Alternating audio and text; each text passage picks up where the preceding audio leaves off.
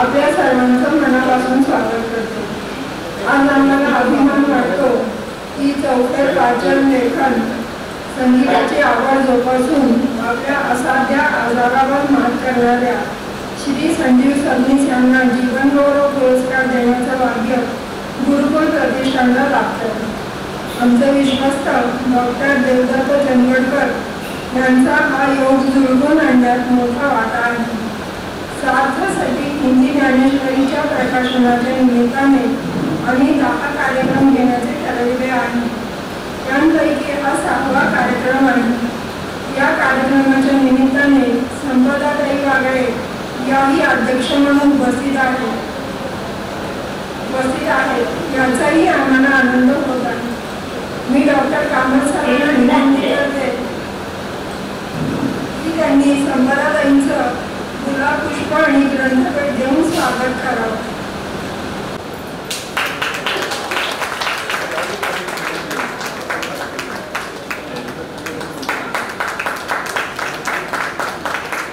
मी doctor चंदगडकर सरांना विनंती करते की त्यांनी या कार्यक्रमामागची भूमिका स्पष्ट करावी आणि संपदाताई वागळे यांना कार्यक्रमाच्या अध्यक्ष म्हणून का बोलवलंय ती सांगावं।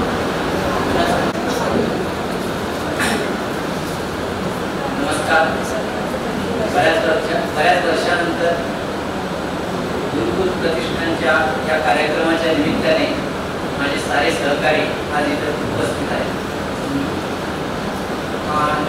1-1.5 महिन्यापूर्वी एकला चलो रे हे संजीव सबनीसने जे पुस्तक लिहिलं त्याला साहित्य अकादमीचा पुरस्कार मिळाला आणि तो पुरस्कार मिळाला म्हणून त्यांचा गौरव करण्यासाठी मुंबईतले सारे मित्र एकत्र आले आणि त्यांनी पार्ल्यामध्ये एक उत्कृष्ट कार्यक्रमाचं आयोजन केलं होतं। या कार्यक्रमामध्ये संजीव सबनीस यांची प्रकट मुलाखत शेखर राजे यांनी घेतली। जवळजवळ हा 1.5 तासाचा कार्यक्रम मुंबईमध्ये फार उत्कृष्टपणे पार पडला।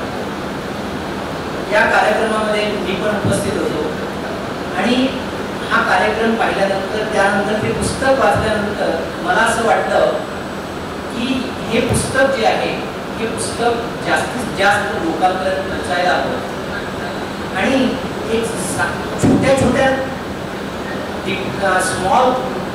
छोट्या कारणाने आपण लगेच पटकन डिप्रेशनमध्ये जातो, आपण अस्वस्थ होतो, आपल्याला वाटतं की जीवनात आता काही रस नाही आहे, आपण कशासाठी जीवन जगायचं। तर अशा वेळी हे पुस्तक वाचल्यानंतर दुर्दैवाने आशावाद म्हणजे काय, सावरकरांचं जे वाक्य प्रतिकूल तेच घडेल अशा प्रकारे आपण मनामध्ये विचार ठेवून आपण पुढे आयुष्य जगू शकतो हे ह्या पुस्तकातून प्रत्येकाला अनुभवायला मिळतं। आणि म्हणून मला असं वाटतं की हे पुस्तक जास्तीत जास्त लोकांपर्यंत पोहोचायला हवं। तर याच्यासाठी उत्कृष्ट माध्यम म्हणजे काय, तर वेगवेगळ्या पेपर्समधून यावर पुस्तकाचं परीक्षण यायला। तर संपदाताई वागळे तुम्हाला साऱ्यांना परिचयाचे आहे। त्या स्टेट बँक ऑफ इंडियामध्ये होत्या, त्याही आपल्यासारख्या बँकर्सच आहेत। BRS घेतल्यानंतर त्यांना असं वाटतं की आपण त्यांना असं वाटतं की आपण काहीतरी सामाजिक बांधिलकीसाठी आपण काहीतरी कार्य करत राहायला पाहिजे आणि म्हणून त्यांनी ठाण्यामध्ये अत्रे कट्टा सुरू केला। आज अत्रे कट्ट्यावर वेगवेगळे कार्यक्रम महिन्यातून 2दा होतात, मला वाटतं दर बुधवारी होतात आणि या कार्यक्रमासाठी वेगवेगळ्या मान्यवरांना त्या तिथं बोलावतात। इथं अनेक NGOची सुद्धा ओळख त्यांनी आपल्या वेगवेगळ्या लिखाणांमधून, लोकसत्तेमधून, महाराष्ट्र टाइम्समधून साऱ्यांना करून दिली। तर मला असं वाटलं किंवा संपदाताई वागळेंच्या माध्यमातून आपल्याला जर काही संस्थांना जर मदत करायची असेल तर ती फक्त मदत मी डायरेक्ट काही संस्थांनाही करू शकलो असतो, पण मला असं वाटलं की आपण या अत्रे कट्ट्याच्या माध्यमातून आपण ती मदत करायला हवी आणि म्हणून तिथून आम्ही कृतज्ञता पुरस्कार हे अत्रे कट्ट्याच्या माध्यमातून आम्ही ते सुरू केले।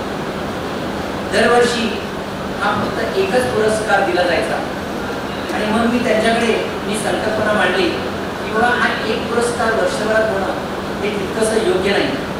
आणि आजकाल फक्त आपण पाहतो किंवा अमेरिकेतच जे मॅक्सिमम डोनेशन देणारे आहेत ते अमेरिकेत आहेत, असं काही नाही की आज भारतामध्ये सुद्धा प्रत्येकाला डोनेशन द्यावंसारखं वाटतं.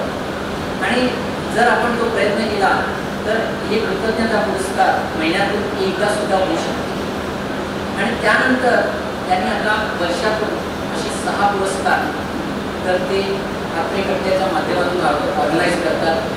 वेगवेगळ्या संस्थांची त्या निवड करतात. त्यांच्याकडे असणाऱ्या सगळ्या स्टेट बँकेच्या रिटायर्ड ज्या स्टाफ आहेत त्या त्यांच्या बरोबरीला आहेत आणि ते हे कार्य करतात. तर मला संजीव ऑफिसांच्या या पुस्तकावर मला पहिल्यांदा संपदाताई भावरे आठवल्या आणि म्हणून मी त्याला कॉन्टॅक्ट केलं. मी त्याला सांगितलं की तुम्ही या पुस्तकाचं परीक्षण द्याल का, आणि त्यांनी लगेचच मला होकार दिला. 1 आठवड्याभरात त्यांनी ते पुस्तकाचं परीक्षण लोकसत्तेत दिलं. ते लोकसत्तेला सुद्धा इतक्या पटकन आलं कारण त्यांची तिथं क्रेडिबिलिटी खूप जबरदस्त आहे. आणि तुम्ही सर्वांनी मला वाटतं ग्रुपवर वाचलं असेल, एकाने एक ज्याला इच्छा मरण हवं होतं तर त्यांना ते पुस्तक वाचल्यानंतर त्यांनी तो विचार पूर्ण बदलला. याशिवाय त्यांना अनेकांचे फोन आले आणि त्यांनी सुद्धा त्याबद्दल तिथं बोलतील. तर ते संपादकांनी ते केल्यानंतर मला असं वाटलं की पुण्यामध्ये सुद्धा अनेक पेपर्समध्ये याचं परीक्षण यायला हवं. म्हणून मी डॉक्टर कामत काकांना मी विनंती केली की तुम्ही ह्या पुस्तकाचं जर परीक्षण लिहिलं तर ते पुस्तकाचं परीक्षण काही पेपर्समधून जर आलं तर अनेकांना त्या पुस्तकाबद्दल समजेल. आणि त्यांनी लगेचच त्याला होकार दिला. पण त्यांनी त्याच्यामध्ये आणखीन बरंच केलं. त्यांनी इतर त्यांचे जे काही विद्यार्थिनी आहेत त्यांना या पुस्तकावर परीक्षण द्यायला सांगितलं. आणि त्यामुळे आज 3 निबंध त्या पुस्तकावर लिहिले गेले आहेत. त्या 3 निबंधांची चर्चा सुद्धा आज त्या पुस्तकावर केली.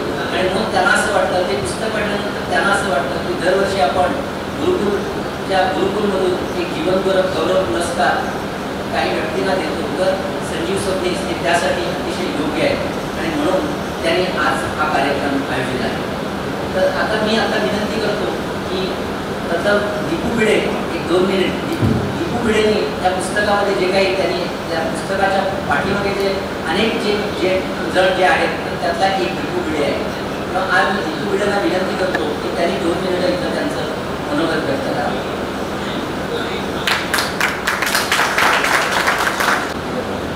व्यासपीठावरील सर्व वरिष्ठ मंडळी,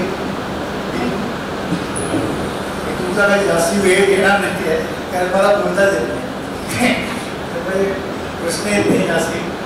संजीव म्हणजे आता बँक कर्मचारी जे काय आहेत त्या सगळ्यांना परिचित आहेत. त्यामुळे मी विषय त्याच्याबद्दल काय सांगणं योग्य नाही. म्हणजे सगळ्यांना माहिती आहे तो काय होता. तो माझा म्हणजे पहिला युनियन लीडर म्हणून होता. नंतर माझा मित्र झाला. त्यानंतर मी मित्रानंतर त्याला विषय अपघात झाल्यावर त्याला म्हणजे त्यांनी सगळे त्याचे विचाराची जी घालमेल त्याची होत होती ती सगळी त्यांनी कागदावर उतरवली.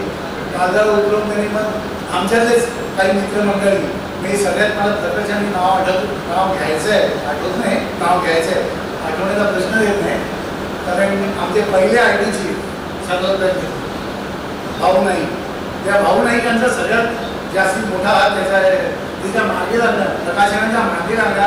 भाऊ नाईकनी भरपूर मदत त्याला केलेली आहे सर्व प्रकार, म्हणजे फंड जमा करण्यापासून नंतर सगळ्यांना कॉन्टॅक्ट करण्यापासून प्रकाशकाच्या मागे लागण्यापर्यंत सगळी मदत केलेली आहे. आणि मी शेवटी म्हणजे पुस्तक प्रकाशित व्हायच्या अगोदर थोडासा मी त्याच्याबरोबर होतो म्हणजे 6 महिने. तो पण मला त्याने आधी पण पुस्तकाची सॉफ्ट कॉपी मला वाचायला दिलेली वाचायला मी आपला माझा थोडासा झालीचा वाटा होता. आता उगाच मला मी मान देता इकडे बोलायला होता याचं मला थोडंच कारण एवढा मी मोठा माणूस नाही की 4 शब्द संजूबद्दल बोलतो. तर त्याचं पुस्तक आणि त्यांनी त्याचं म्हणजे त्यांनी आणि पुस्तक अतिशय चांगलं लिहिलं एवढं मी तुम्हाला सांगू शकतो. कारण जेव्हा त्याला अपघात झाला भीषण अपघात झाला म्हणजे त्याच्या मनात सुद्धा किती आत्महत्येचे विचार आले असतील तेव्हा, पण त्यांनी त्याची आवड सगळी आपली संगीताकडे वाचनाकडे वळवली आणि त्यांनी आपलं पुढचं आयुष्याचा दृष्टिकोन बदलून टाकला आणि आयुष्य कसं जगावं हे स्वतः पण नाही शिकला, तर त्याने आणखी 4 लोकांना त्या पुस्तकाच्या माध्यमातून शिकवलंय. आणि हे जेव्हा तुम्ही पुस्तक विकत घ्याल तेव्हा तुम्हाला कळेल पुस्तकाची तर इकडे काही आणून ठेवलेले आहे. तुम्हाला कोणाला जर पुस्तक घ्यायचं असेल तर त्यांनी इकडे पुस्तक घ्यावं. त्याची किंमत 200 रुपये आहे, दुकानामध्ये 350 रुपये किंमत आहे. तर इकडे तुम्ही त्याचे पुस्तक घ्या. आणि काही दिवसातच आणि चंद्रकर साहेबांच्याच म्हणजे मदतीने त्याचं स्टोरी टेलमध्ये सुद्धा त्याचं पुस्तक येऊ शकतं नाही येईलच. त्यामुळे जेव्हा पण तुम्ही त्याच्या स्टोरी टेलमध्ये तुम्ही काय असेल तर ते सुद्धा तुम्ही पुस्तक ऐकू शकता. बाकी काही नाही. माझा खूप चांगला मित्र होता, त्याच्यासाठी मी करतो ते. मला काही वाटत मला ॲक्च्युली म्हणजे माझं मन भरून आलेलं आहे. कारण जी फायनान्शियल स्टेबिलिटी आमच्याकडे म्हणजे सर्व सार्वजनिक बँकेत आणले त्याच्यात वाटा भरपूर लोकांचा असेल, पण सिंहाचा वाटा म्हणाल तर समजून आहे. आणि हे कोणी सगळे लोक कबूल करतो म्हणजे याच्यात काही मी काही वेगळं सांगत नाही. त्यामुळे त्याचं फक्त सगळं आणि त्याचं उर्वरित आयुष्य सुद्धा आपल्याला असं वेगवेगळे प्रोग्राम आता चंद्रकर साहेबांचे पण खूप आभार मानावं असं वाटतं. कारण त्यांनी पण खूप प्रयत्न केलेले आहेत या बाबतीत. चालू आहे काही एवढं बोलून मी आता माझं भाषण कारण मला बोलता येत नाही तेव्हा समजून घेतलं असेलच तुम्ही आता. धन्यवाद.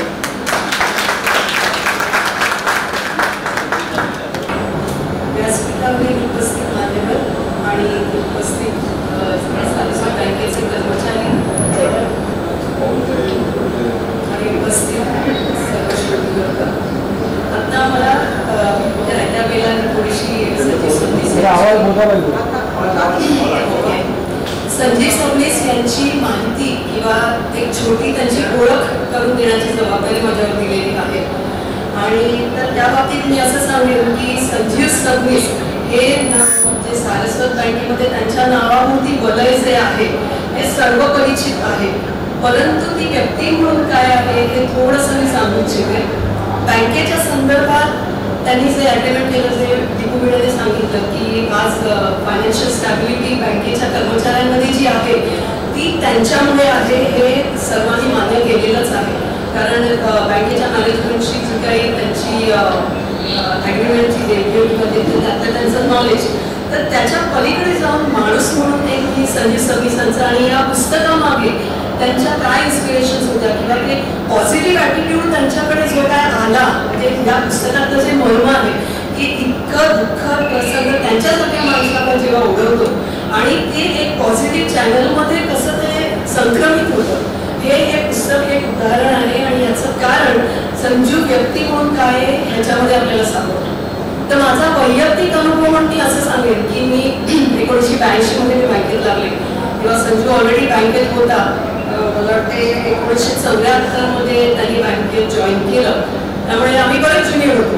परंतु रजनी सबनीस, मी ज्या पहिल्या ब्रांचला लागले तिथे ही रजनी सबनीस होती आणि माझी आणि तिची मैत्रीण होती आणि त्यांचं लग्न ठरलं होतं. त्यामुळे संजूचं येणं व्हायचं ब्रांचमध्ये. आणि मग तेव्हा आम्ही फारच लागलं, जस्ट ग्रॅज्युएट म्हणून लागल्यानंतर बँकेत लागलो होतो आणि तिच्याशी ओळख झाल्यामुळे माझी संजूशी ओळख झाली. आणि संजू आम्ही लहान असल्यामुळे आम्ही फारच कच्चे होतो पुण्यासाठी काही. आणि तेव्हा लॉ करत होते आणि लॉमध्ये लेबर लॉ हा मला विषय होता दुसऱ्या वर्षाला आणि हा युनियनचं काम करत असेल. तर काही बाबतीमध्ये मला आवडायचं त्याच्याशी बोलणं आणि मला स्वतःला संगीताची खूप आवड होती. तर त्यामुळे थोड्याशा काही आमच्या ज्या इंटरॅक्शन झाल्या तर मला असं जाणवलं की ते बँकेचं हे वाटाघाटी वगैरे सगळं ठीक आहे, परंतु या माणसाकडे किती ज्ञान आहे, किती व्यासंग आहे, किती वाचन आहे आणि अनेकविध विषयांवर बोलताना त्याचा अभ्यास त्याच्यावर किती आहे याची थोडी जाणीव पाहिजे. मग माझी आणि रजनी सबनीसची आणखी थोडी पुढे मैत्री झाली. तर मी कधीतरी त्यांच्या घरी पण जात असे आणि गाण्यांवर बोलणं किंवा पुस्तकं किंवा काय, मी काही खूप ग्रेट नाही परंतु जे काही थोडं बहुत त्याच्याशी इंटरॅक्शन जे व्हायचं ना त्यातनं खूप आनंद मिळायचा.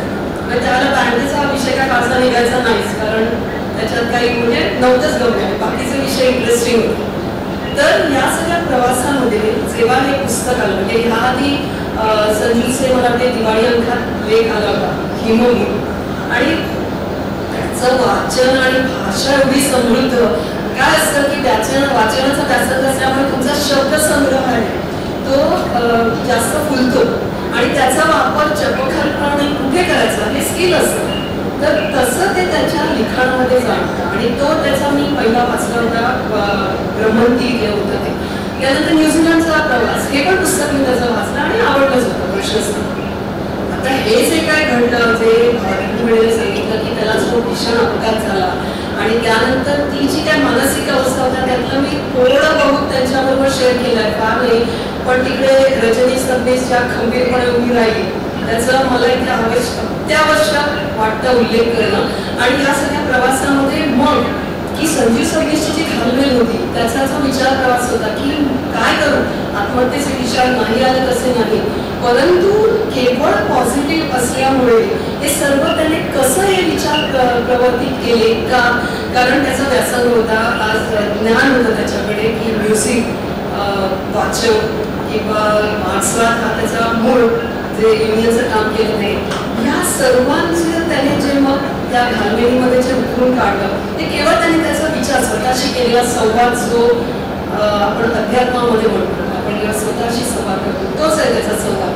तर ते सगळं त्याने पुस्तकात आणल्यानंतर आणि मी आता ते पुस्तक वाचून माझी प्रतिक्रिया त्याला दिली होती आणि या सर्वांमध्ये पॉझिटिव्हली तो जो उभा राहिला त्याला तोड नाही, म्हणजे ते हॅट्स ऑफच असं म्हणायला पाहिजे. आणि म्हणून हे पुस्तक हे सर्वांसाठी सर म्हणाले तसं की सर्वांना हे प्रेरित करतं की आयुष्यात अडचणी कोणाच्या नाही. आणि संजीव सबनीस या 6 कोटी माणसाला जेव्हा अपघात होतो, ज्याने इतकं काम केलंय, त्याला भटकायची खूप आवड, इतके व्यासंग असं असताना जेव्हा आयुष्य वेळेवर जखडलं जातं आणि त्यानंतर मग मला काय करायचंय त्यातनं आपण पॉझिटिव्ह जीवनाकडचा दृष्टिकोन कसा होतो, ज्यांनी ऍक्च्युली आता संजूला जे टीचर पाहिजेत आणि अगोदरचा संजू त्यांना बघवण्यात येईल अशा आपण विचारत असतो की कसं भेटायचं या माणसाला, कारण त्याला जे बघितलेले आहे.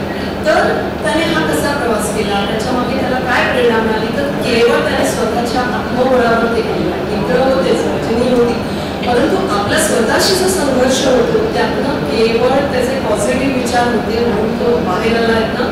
आणि अजूनही डाऊन होत असेल, पण आता कसं आहे की आज साहित्य अकादमीचा पुरस्कार हे सर्वोच्च त्याला बक्षीस आहे. पलीकडे जाऊन मी असं म्हणेन की ज्यांनी स्वेच्छावरणाचे त्यांचे विचार बदलले याच्यासारखं दुसरं बक्षीस नाही.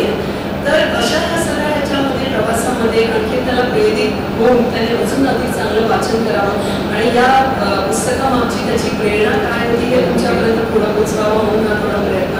आणि दुसरी गोष्ट आणखी मी माझ्या प्रतिक्रियेत म्हणतो की ज्यांना पॅराप्लेजिया आहे आणि अशा अनेक रुग्णांशी त्याने संवाद केला, त्यांचं आयुष्य काय आहे बघितलं आणि मग आपण किती बेटर ऑफ आहोत या सर्वांमध्ये, हा जो त्याचा विचार होता ना तो खूप चांगला वाटला.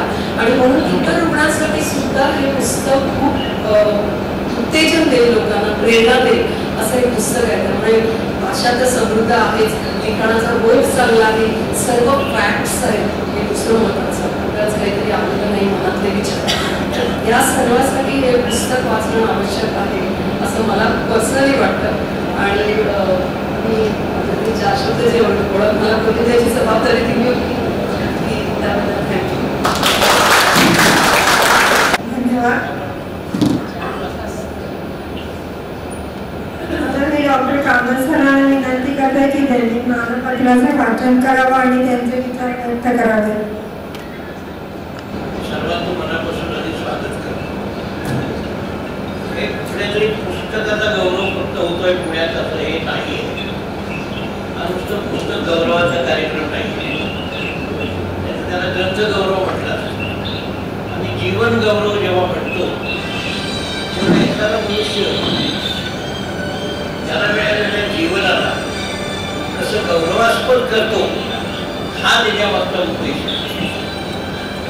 हे कार्यक्रम जे चाललेले आहेत ते आम्ही जी हिंदी ज्ञानेश्वरी मोठी तयार केलेली आहे भारतासाठी, हेही तुम्हाला सांगतो. मागच्या वेळेला मी महिन्यापूर्वी म्हणालो होतो इथे कोणीही हे काम नुसतं टेऱ्या बनवतात ज्ञानेश्वरीच्या नावानं, तुकारामांच्या नावानं, आणखी पुढे नावानं, कुठल्या तरी संप्रदायाच्या नावानं.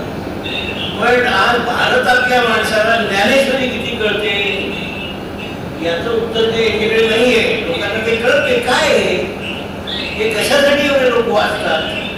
फोन बंद करा, कोणाचे फोन मागतो ऐकू नाही. तर त्यासाठी हे 10 कार्यक्रम आहेत. त्यात तपशील मी आता जात नाही. या कार्यक्रमाचा उद्देश असा आहे, एखाद्या मनुष्याला असा जीव घेणा अपघात होतो, त्याची गात्र संपतात तरी सुद्धा जीवन संपत नाही, त्याची जिजीविषा संपत नाही. तो त्या सगळ्यावर कशी मात करतो हे या संजीव सबनीसांनी करून दाखवलं. त्या बँकिंग मध्ये त्यांनी काय केलं, संघटनेसाठी काय केलं, सगळं सांगितलं गेलं. मी त्यात जात नाही. ही एक बाजू आहे. पण ते कोकणात जात असताना हा उल्लेखच झाला, हा महत्वाचा आहे. सहज कोकणात जात असताना देवदर्शनासाठी त्यांच्या गाडीला अपघात झाला, त्यांचे पाय गेले, त्यांचे हात गेले, त्यांच्या पाठीच्या मणक्याची शक्ती गेली, उभं राहणं शक्य नाही, काहीही करणं शक्य नाही असं त्या डॉक्टरनी त्याला सांगितलं. तो जो काही त्यांचा आजार होता तो त्याने समजून घेतला आणि तिथे डॉक्टरनी जेव्हा सांगितलं की आता तुम्हाला चालता बोलणार नाही येणार, फिरता येणार नाही, पण ते तुम्ही हा आजार समजून घेतला तर हा आजार घेऊन तुम्ही जगू शकाल.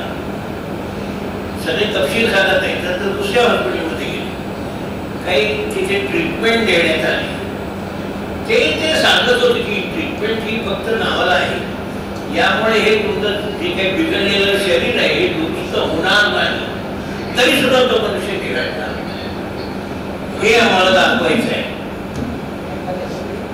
आणि त्याने नुसतं ते सगळं समजून घेतलं असं नाही, ते लिहायला सुरुवात केली.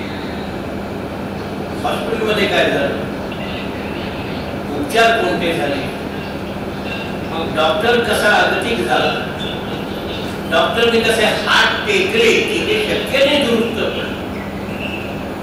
पण सबनीसांनी हात टेकले. ठीक आहे, पाय नसतील, हात नसतील, येत राहे. मग चांगलं ऐकायला सुरुवात केली, चांगली गाडी आहे, मग चांगलं वाचायला सुरुवात केली. वाचन आता सांगण्यात आलं इथं त्यांच्या सहकार्याने ते अखंड वाचन करणार, पण नंतर त्यांचं वाचन अधिक तीव्र झालं आणि ते जीवनाला अर्थ काय आहे हे सांगण्याच्या दृष्टीने झालं. आणि म्हणून त्यांनी हे पुस्तक लिहिलंय. मी जे मानपत्र लिहिले ते तुमच्यासमोर ठेवतो, म्हणजे सबनीस तुमच्यासमोर इथून खरं म्हणजे याच्यातून ते जिवंत व्हायला पाहिजे, नाही झालं याच्यात. ही सगळी तुमची वैज्ञानिक साधनं ती थिटी आहे ते लक्षात येईल, खोटी नाही, थिटी आहे, कमी पडतात. आता मी तुम्हाला थोडक्यात या माणसाच्या जीवनाचं सार सांगतो. बघा,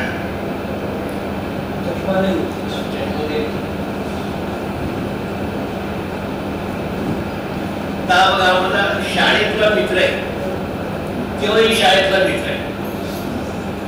40, 50, 60 वर्ष आम्ही जास्त 60-65 वर्ष नुसते एकत्र नाही गप्पा मारायला, चहा प्यायला किंवा आणखी काही प्यायला, आणि आणखी काही पिणाऱ्यापैकी आम्ही नाही आहोत. म्हणून तर दात्र शाबूत आहेत सगळी आणि हेही शाबूत आहे. आपले आत्मकथन आम्हा सर्वांनाच नवे काही बळ प्रदान करणारे आहे. एका अपघातात आपण जायबंदी झालात, म्हणजे सर्वात आणि संपून गेलात, पण पराधीना हे जगती पुत्र भागवान, रामायणाचं सार सांगणार कटिबद्ध हे चरण, हे तुम्ही कटुसत्य अनुभवलं आणि पुन्हा एकदा उभे राहिला. ज्येष्ठ साहित्यिक मधु मंगेश कर्णिक यांनी तुमच्याबद्दल म्हटल्याप्रमाणे आज बीजी दिशा आपली अखंड राखलेली आपण आहे. आपल्याला दया, करुणा, अनुकंपा, सहानुभूती ची मानवतेवढी वाटली नाही. लोक आपली दुःख बोलगारून घेतात. हे या माणसाने केलं नाही. आपले सगळेच निराळे आहेत. काय केलं आपण? दुर्दम्य आत्मविश्वास आणि पराकोटीची सकारात्मकता. आपण पुण्यात तुम्ही कुठेही जा, सगळा नकारात्मक कारभार असतो. तुम्ही गेलेले का म्हणजे आमच्या झालेलं आहे, तुम्हाला येते का? ते नकारात्मक जीवनच आहे.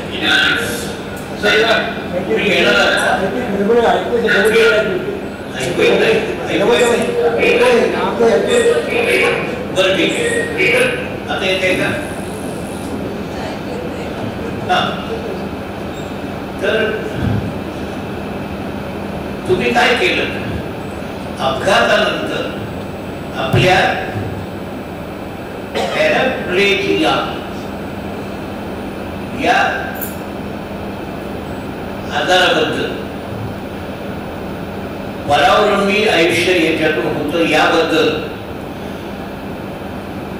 डॉक्टरांकडनं सगळं समजून घेतलं आणि मग ते कटुसत्य वास्तव म्हणून स्वीकारलं. मग वाचन, लेखन, मनन चिंतन, संगीत श्रवण यात स्वतःला गुंतवून टाकलं.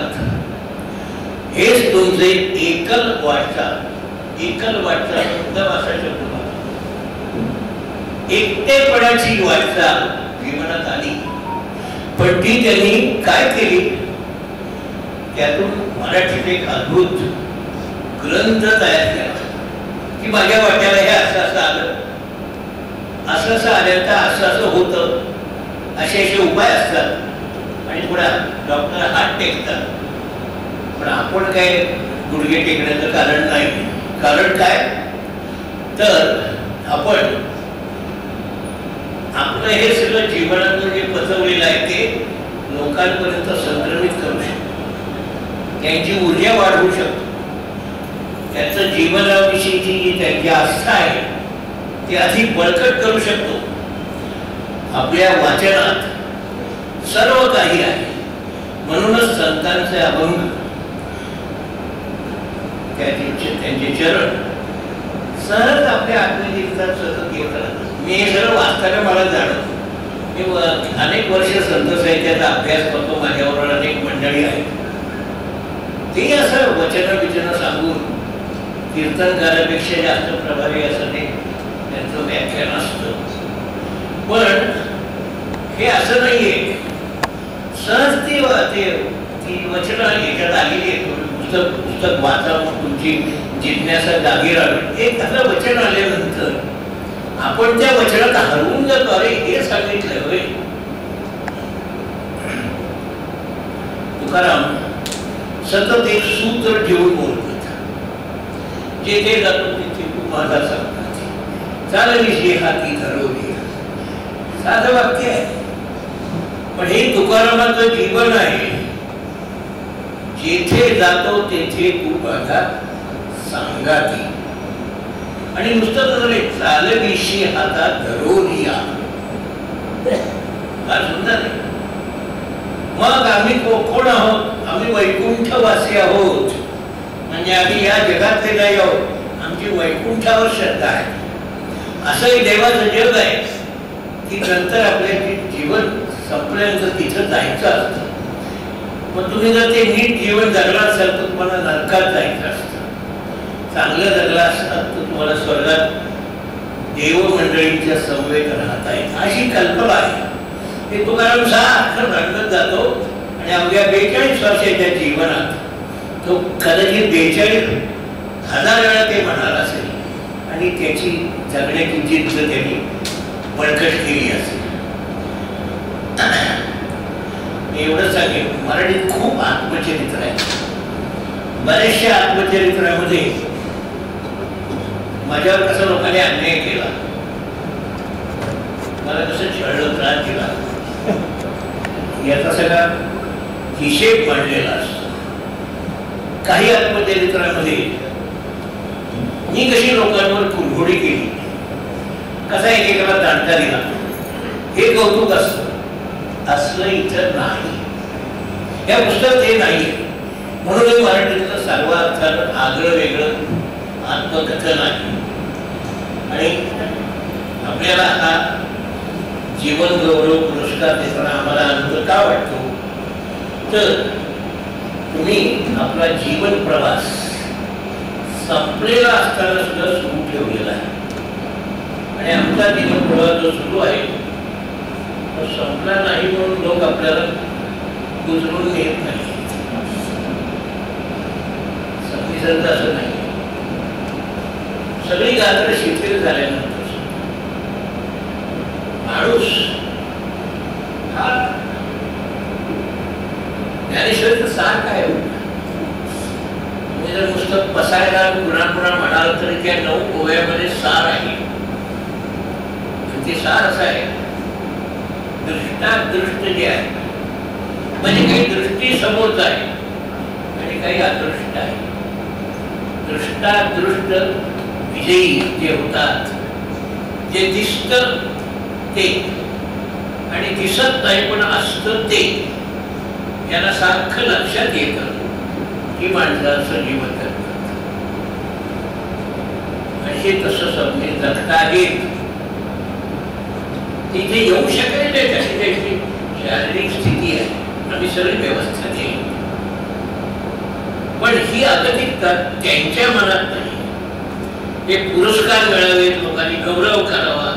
आता जायचं मुंबईत 1.5 तासाचा कार्यक्रम होता. थोडासा आनंद वाटला असेल की आपल्या ज्ञाती बांधवांनी आपल्याला लक्षात ठेवलं. हे नाहीये जीवनाचं साधन. मला जे आलं वाट्याला ते मी कसं आनंदाने जगलो आणि तो आनंद माझ्या जीवनात होता, तो कशामुळे फुलला आणि ते सगळे आनंद मी लोकांना कसे परत देऊन टाकले. ही जीवनाची इथे कर्तव्यता आहे, ती सबनी जगून दाखवत आहेत. म्हणून मी सांगते वया चंदगडकरनी मला ते पुस्तक आणून दिलं.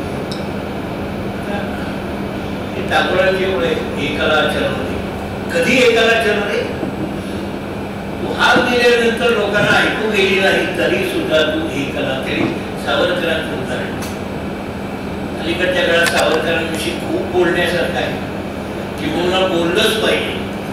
तरच सावरकरांची ज्यांना नाकाची सर नाही ती माणसं गप्प बसतील, नाही तर बडबडच बसतील. तुम्हाला सांगतो इथे या काही दिवसात इथे एक मोठा कार्यक्रम व्हायचा आहे. ते आयुष्यभर सावरकर जगले आणि अलीकडेच गेले 94व्या वर्षी.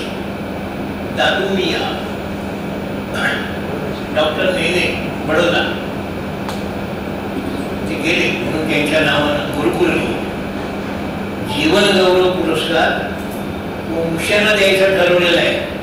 जो उत्तम नट आहे त्यांनी सावरकर उभा केला. तो नट अभ्यासक आहे आणि नुसता अभ्यासक नाही, कोणाला भीत नाही. स्पष्टपणे काय ते सांगतो. आम्ही त्याला पुरस्कार देणार आहोत आणि त्यांच्या तोंडून या सभागृहामध्ये सावरकर ऐकवलं नाही. सावरकर म्हणजे काय, मला एकच मौज सांगतो, पण भाषेबद्दल जरी फार बडबडलं, अभिजात भाषेला दर्जा दिला पाहिजे तर ठीक आहे. सावरकर कसं बोलत असेल त्याचा तुम्हाला मी, माझं भाग्य असेल की मी सावरकर कितीतरी वेळा ऐकलेलं आहे. सावरकर कसं आणि काय बोलत असत सांगतो.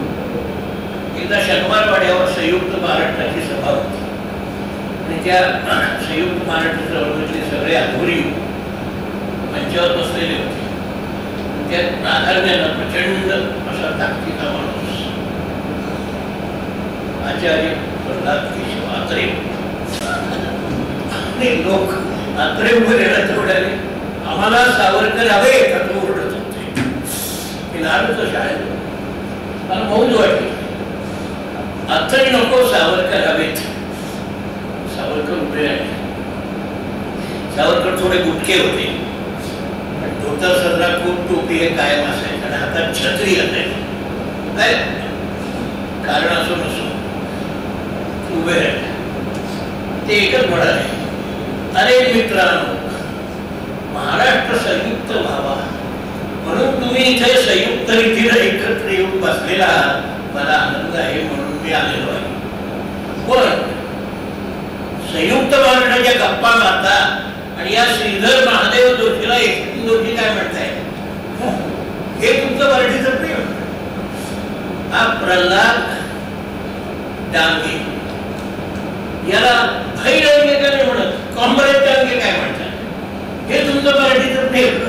असं सावरकरांनी सुरू केलं आणि म्हणाले हे संयुक्त महाराष्ट्र वगैरे नंतर आधी नीट मराठी शुद्ध बोलायला शिका आणि इंग्रजीच्या फाजील आवडी जरा बंद करा.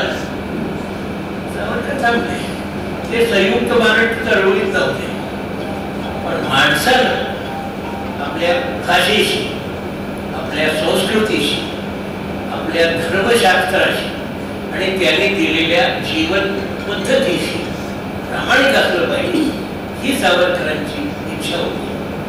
आणि म्हणून सावरकरांनी आयुष्यभर अत्यंत उपेक्षित जीवन जगलेत. तुम्हाला ठाऊक नाहीये, आमच्या पिढीला ठाऊक आहे.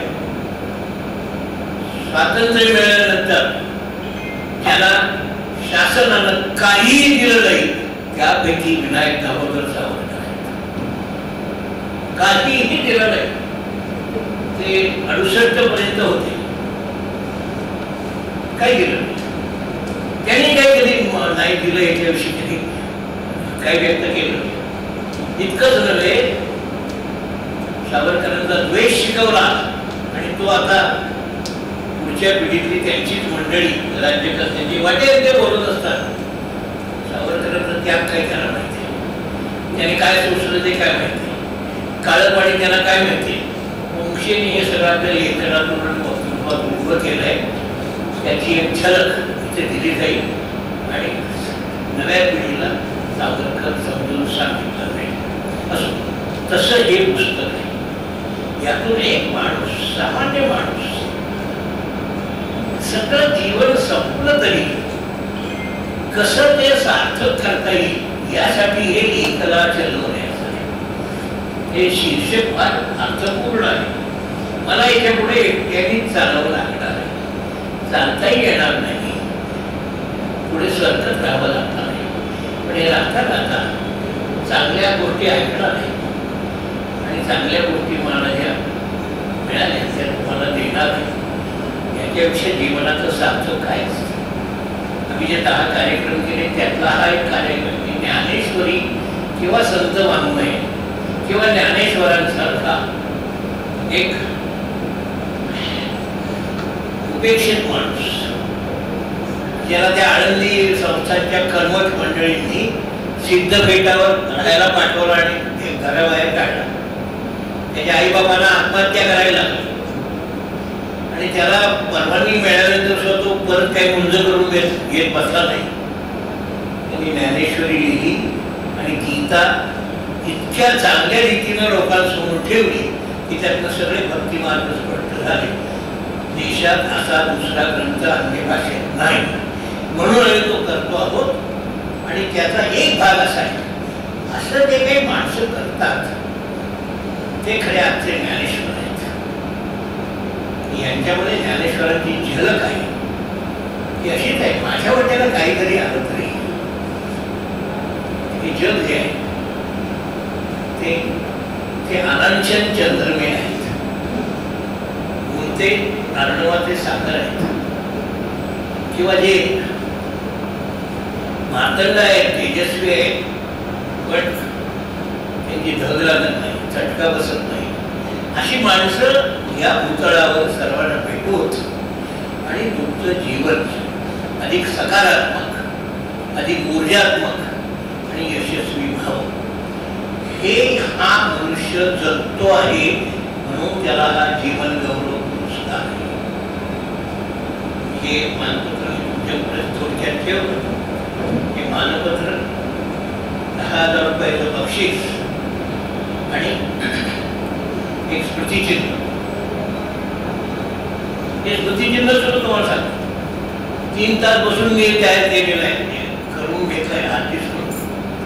हे तुम्ही नुसतं बघितलं तरी 4 मिनिटात असं चित्र तुम्हाला कुठेही दिसणार नाही. केळीची पानं आहेत,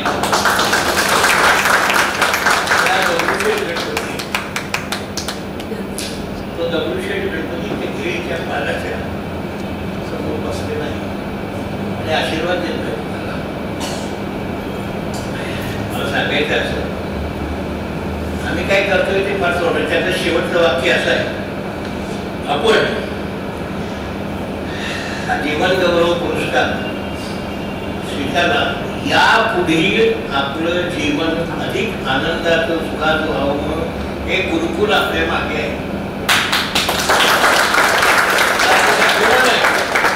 माझ्या संस्थेचा, या संस्थेला किमान 50 वर्षाचा इतिहास आहे. मी 83 वर्षाचा आहे. या संस्थेतर्फे तुमचं कोणतंही नवं पुस्तक असेल प्रकाशित केलं नाही, तुम्हाला नवा काहीतरी एक धाडशी कार्यक्रम करायचा, बरेच प्रवासाला जायचं असेल, गुरुकुल तुमच्या मागे हे सांगण्यासाठी हा कार्यक्रम आहे. त्यात येऊ शकले नाहीत, पण मी आता बोलण्यामुळे ते तुमच्या समोर आहे असं तुम्हाला भेटले बरं वाटते. मला अतिशय आनंद आहे की हा कार्यक्रम देवदत्त चंदगडकर आणि ताई आता ही गंमत आहे. आज वर्तमानपत्रामध्ये काम करणारी खूप माणसं असतात. आम्हाला यालाच वागळेलाच का बोलवा असं वाटतं. हे वेगळे आहेत का? वेगळे आहेत. त्या कुठल्या राजकारण्याची आरती ओळख नाही. त्याच्या पायाशी बसून मग ते राजकारणी बदलले, सत्ता बदलली तरी सुद्धा गोंडा गोळत सगळ्या सरकारी कमिट्यामध्ये वेटोळ घालून बसत नाही. आणि तिथं आपली जातीयवादी भिकारी वृत्ती असं काही नाही आहे. म्हणून याला बोलवलं, जाणीवपूर्वक बोलवलं. असं जे करणारे लोक आहेत ते भोग घ्यावा. चांगली माणसं कोणाला विश्वास ठेवतो, कारण पुढचे दिवस यांचे हे ते काही लिहितील ना. बरोबर चंदगडकरांनी सांगितलं, हे लोक वाचतील आणि त्याच्यावर विश्वास ठेवतील, ते महत्वाचं. त्यासाठी बोलावलेलं आहे. मी मानपत्रही तुमच्या समोर ठेवलं, माझं म्हणणंही तुमच्या समोर ठेवलं. बाकीचा काही आमच्याशी पदार्थ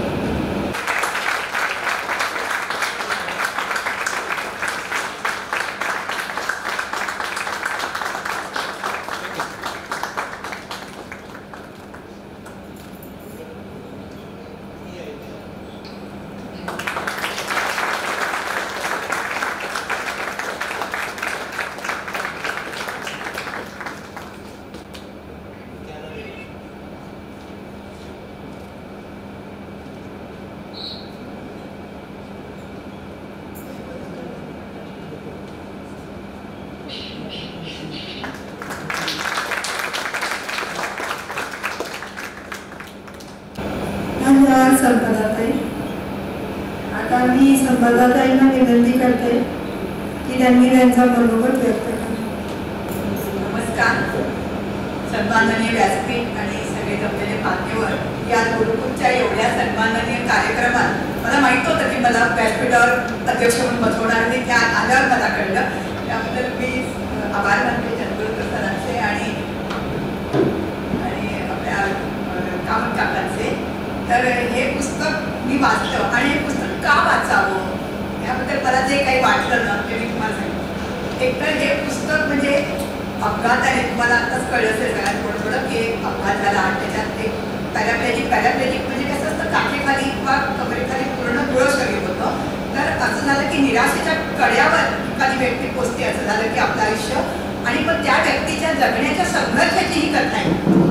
तरी मी पुस्तक हातात घेतलं ना तेव्हा मी एक सलग 3-3.5 तास, म्हणजे तुम्हाला माहिती आपल्या बायकांना एवढा सलग वाचायला तसा वेळ नसतो, पण ते पुस्तक खाली ठेवलं नाही. म्हणजे अनेक वेळा कशात आवंढा आला, पोटात गलबललं, असं डोळ्यातून पाणी आलं, पण त्याबरोबर सुद्धा त्याच्यात मग अशी काका म्हणाले ते दुर्दम्य आत्मविश्वास आणि पराकोटीची सकारात्मकता हे बघून मात्र मन विस्मित झालं. आणि एक मात्र गोष्ट खरी की त्यांची प्रत्येक गोष्टीमागची भक्कम वैचारिक भूमिका जी होती ना ती वाचल्यावर आपल्याला दया अनुकंपा हे मात्र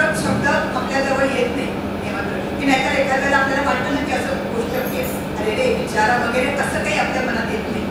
तर हे म्हणजे साहित्याची प्रचंड आवड, संगीतावरही तितकंच प्रेम, भटकंती म्हणजे जीव की प्राण, त्याबरोबर त्याला फोटोग्राफीची जोड. अशा तऱ्हेने जीवन भरभरून जगत असताना जर एखाद्याचं आयुष्य असं जागत्या जागी ठप्प झालं तर त्याचा जो आत्मसंवाद सुरू होतो स्वतःशी, तर त्याचं हे मूर्त स्वरूप म्हणजे हे पुस्तक. पण तो हे पुस्तक म्हणजे रडगाणं नाही करणार. हे पुस्तक म्हणजे विपरीत परिस्थिती, हे आपलं त्याच्या परिस्थितीत आत्मचिंतनाने मात करून त्याला सामोरं जाणं, एकट्याने राहण्याचा, आता एकट्याने मत रमवण्याचे निर्णय मार्ग हे स्वतः शोधून काढणं. आणि खिडकीतून दिसणाऱ्या, आता बघा झोपल्यावर काय दिसतात, खिडकीची चौकट, खिडकीतून दिसणाऱ्या आभाळाचा तुकडा, या आभाळाचा तुकडा त्या आठवणीचे निर्णय रंग भरणं. आमचे सद्गुरू आचार्य उपेंद्रजी आहेत, ते एक म्हणतात की पुस्तक वाचताना कसं वाचावं. पुस्तक वाचताना ना फक्त पुस्तकाचं लेखन कोणी केले त्याचा फोटो असतो बघा, माझा पुस्तक फोटो असतो, तो फोटो पहिल्याच बघावा, त्याच्या चेहऱ्यावरचे भाव मनात जाणून घ्यावे आणि मग ते जाणून घेतल्यावर त्याच्या नजरेतून ते सगळं पुस्तक वाचावं. म्हणजे त्या लेखकाला काय म्हणायचं ते आपल्याला चांगलं समजतं. म्हणून मी प्रथमदा उलट करून ते पुस्तक बघितलं तर यात कुठेही संजू सबनी त्यांचा फोटो नाही आहे. तर मग काय लक्षात आलं तर मुखपृष्ठावर काय आहे, तर मुखपृष्ठावर त्यांची पाठपोळी छबी आहे, व्हीलचेअरवर बसलेली आणि भ्रमणाला निघाली. त्याच्यातून त्यांच्या बसण्याच्या बैठकीतून निघते की आता समोर निसर्ग आहे, त्यांच्या हाका मारणारा डोंगर आहे, पक्षी आहे, मोकळा आभाळ आहे आणि ते निघालं. आणि नुसत्या त्या मुखपृष्ठाच्या छबीवरच आपल्याला त्याची विजिगिषा, ते म्हणतात विजिगिषा म्हणजे जिंकण्याची इच्छा, परिस्थितीवर मात करण्याची जिद्द ही आपल्याला त्या मुखपृष्ठावर लगेच दिसते. त्या पुस्तकाचं सगळ्यात मला वेगळं पण आठवलं म्हणजे अर्पण पत्रिका. अर्पण पत्रिका नेहमी आपण कोणाला असते, आईवडिलांना असते, गुरुजनांना असते, सगळे चौथ्यांना असते, किंवा ज्यांनी आपल्या आयुष्यात ठसा उमटलाय आपल्या काहीतरी त्यांना असते, किंवा जोडीदाराला असते, कुठच्यातरी व्यक्तीला दिलेली असते. परंतु यांनी आपल्या भटकंतीत की ज्या आठवणींनी त्यांना ताजतवानं ठेवलं त्या आठवणींना म्हणजे त्या निसर्ग स्मृतींना एक पुस्तक अर्पण केलं. म्हणजे ते म्हणतात की आपल्या लडाखच्या समुद्र सपाटीपासून 14,200 फूट उंचावर असलेल्या आणि धुक्यात झुळझुळणाऱ्या चंद्रताल सरोवराला एक पुस्तक अर्पण, किंवा दुर्वाच्या जंगलात त्याला देखण्या सारस पक्ष्यांच्या थव्याला एक पुस्तक अर्पण, किंवा अलास्कामधल्या समुद्रात कोसळणाऱ्या हिमनद्यांना अर्पण. म्हणजे असं ते वाचतानाच आपल्याला वाटतं की अरे तिथूनच पुस्तकात आपल्या मन पकड घेतात. अर्पण पत्रिका वाचल्यावर विपुल वाचन आहे त्यांचं आपण बघितलं, आणि त्यामुळे शब्दसंपदा भरपूर आहे यांच्याकडे. आणि त्या सुबक लेखन शैलीमुळे लेखकाचे अनुभव आपल्याला चित्रासारखे समोर येतात. म्हणजे एखादं बघा लेखन असतं ते समोर काही एखादा अनुभव चित्ररूपात समोर येतो आणि मग आपल्याला तो अधिक मनाला मिळतो. तसं हे यांचं लेखन. पुस्तकासाठी ज्येष्ठ आणि श्रेष्ठ लेखक मधु मंगेश कर्णिकेची प्रस्तावना लागली. ते म्हणाले की हे लेखकाचं पहिलं पुस्तक आहे हे अजिबात वाटत नाही. म्हणजे इतकं प्रथम श्रेणीच्या लालित्यपूर्ण दर्जाचं हे पुस्तक उतरले अशी त्या एवढ्या मोठ्या लेखकाने ग्वाही दिलेली. आपल्या मनोगतात संजू सबनीस काय म्हणतात की आलेल्या एकटेपणातून आत्मचिंतन सुरू झाल्यावर ते कागदावर उतरावं अशी त्यांना पूर्वी दाखवून आली आणि मग शब्द संतत धारेसारखे गळसत गेले. आणि पॅरापेरिया म्हणतात की त्याच्याकडे सकारात्मकपणे बघतात आणि म्हणतात की या आजारात मुबलक वेळ आणि एकटेपण दोन्ही गाठीशी असल्यामुळे मनात डोकवून बघण्याची संधी मिळते आणि या आत्ममंथनातून राग, द्वेष, असूया हे स्वभावाचे टोकदार कंगोरे तर केव्हा गळून पडतात कळत नाही. आणि हीच त्यांना अध्यात्माची पहिली पायरी वाटते. बघा मुळात पुनर्जन्म, देव, नशीब या सगळ्या गोष्टींवर त्यांचा बिलकुल विश्वास नव्हता. म्हणजे हे विचार म्हणजे कमकुवत मनाचं लक्षण आहे असं त्यांना वाटायचं. परंतु हे जेव्हा असा प्रसंग आला आणि त्यांचं आयुष्य ठप्प झालं तेव्हा त्यांनी विचार केला आणि त्यांनी सगळ्या घडलेल्या घटनांचा क्रम लावला. म्हणजे मित्र एवढा वेळ बोलत होता गावाला चल आता आपण हो म्हणालो. त्याच्यानंतर तो सरळ वाटेने पटकन शॉर्टकटने जाऊन म्हणतो त्या वाटेने वळला, तेव्हा तो का कसा गेला, किंवा त्या अपघात होण्याच्या आधी 1-2 सेकंद मागच्या सीटवर झोपलेले ते पुढच्या सीटवर काय येऊन बसले. म्हणजे ही जो घटना हा जो क्रम आहे तो नियतीने विचार केला आणि नियतीने सुसूत्रपणे आखलेला या अनादरणीय सत्याचा त्यांनी शोध घेतला. आणि उरलेली अनुत्तरित प्रश्नांची उत्तरांचा अभ्यास करण्यासाठी भगवद्गीतेचा अभ्यास केला. बघा ज्याच्या कशावरही विश्वास होता त्यांनी भगवद्गीतेचा अभ्यास केला आणि करणार नव्हतं हे अटळ होतं असं. आणि त्यासाठी त्या पुस्तकात त्यांनी ज्ञानेश्वरांचे ओवी, नंतर तुकारामांचे अभंग यांचा संदर्भ दिला आणि त्याचा अर्थ गुरगुरून दाखवलाय. ज्ञानेश्वरांचे ओवी ते म्हणतात की त्या ओवीत असा अर्थ आहे की भगवंत म्हणतात अर्जुनाला, अर्जुना जेव्हा त्याप्रमाणे देहरूपी गावाला आल्यावर जन्म मरणाचे सोहळे भोगण्यास नाही म्हणता येत नाही, नशिबात दिलं असेल ते काही केल्या पुसता येत नाही, ते कितीही धुतलं तरी त्याचा गोरेपणा जात नाही किंवा काळेपणा जात नाही, त्याप्रमाणे कर्माचं फळ भोगल्याशिवाय सुटका नाही असं भगवंतांनी सांगितले. एकच मला उदाहरण आठवते की वासरू, एखादं वासरू समजा चुकलं आणि ते झोपते आपल्या आईला आणि तिला दिसतो असं हजारो गायींचा कळप दिसतो आणि काही काय सगळ्या सारख्याच दिसतात ना, आपल्याला काही गायी अशा वेगवेगळ्या ओळखू येत नाही, पण ते पिल्लू वासरू ते बरोबर त्या हजारो गायींमध्ये जसं आपल्या आईला ओळखून काढतो तसं आपलं केलेलं कर्म असतं ना, त्या कर्माचं फळ आपल्याला वाटतं की नाही आता काय केले दिवस काय आपल्याला मिळणार, तर ते बरोबर आपला पाठलाग करत येतं आणि ते आपल्याला बरोबर ते शोधून काढतं आणि कर्माचं फळ हे भोगावंच लागतं. आणि ह्याचा त्याला बघा ह्याच्यावर त्याचा विश्वास बसला म्हणजे माणसाचा दृष्टिकोन कसा बदलतो. आधी कशावरही विश्वास नसतो, पण जेव्हा प्रचिती काहीतरी येते तेव्हा माणसाचा कसा विश्वास बदलतो. तर सारस्वत बँकेचं तुम्हाला माहिती आहे, नोकरीच्या कालखंडात त्यांनी युनियनचं काम केलं आणि त्यावेळेस त्यांचे जे अनुभव आहेत ना त्याच्यातून लेखकाची आक्रमकता आणि पोटतिडी त्यांची आणि त्याच्यामागची वैचारिक भूमिका ही जाणवल्यावर आपल्याला कळतं की त्यामुळेच त्यांना ग्राहकांनी हा कर्मचाऱ्यांचं हित आणि बँकेची प्रगती दोन्ही साधता आलं त्याच्यात. आणि एक तप युनियनचं काम केल्यावर त्यांनी ते युनियनचं काम सोडलं आणि त्याच्यानंतर त्यांच्या आयुष्याने वेगळं वळण घेतलं आणि त्यांनी भटकंतीच्या छंदाला स्वतःला पाहून दिलं आणि त्यातून त्यांना आयुष्याचा नवा अर्थ कळला. पण भटकंती म्हणजे अशी नव्हे बरं का, ट्रॅव्हल कंपन्यांबरोबर एसी गाडीतून मस्तपैकी बसून खाकून म्हणजे सगळं अशी नाही. ही भटकंती म्हणजे कशी की कुठचाही जीवाचा चोचले कुठचेही पुरवायचे नाही, सेट पाठवर घालायची, सेटमध्ये आवश्यक ते कपडे आणि काही जरुरीचं दैनंदिन सामान घालायचं, पण त्याच्याबरोबर एक टिप्पणवही, पेन, दुर्बीण आणि कॅमेरा ह्या मात्र गोष्टी घ्यायच्या आणि निघायचं. मग कधी एकटं तर कधी समविचारी मित्र असतो. तिथं आता सुद्धा कुठचंही वाहन असू दे, मोटर असू दे, बस असू दे, विमान असू दे, बोट असू दे किंवा कधी चालत, परंतु असं त्यांनी सगळं जग पात्र घातलंय आणि त्यामध्ये त्यांना असंख्य अनुभव आले. त्यातले दोन ते लिहिले तर ते वाचताना आपल्याही अंगावर काटा येतो.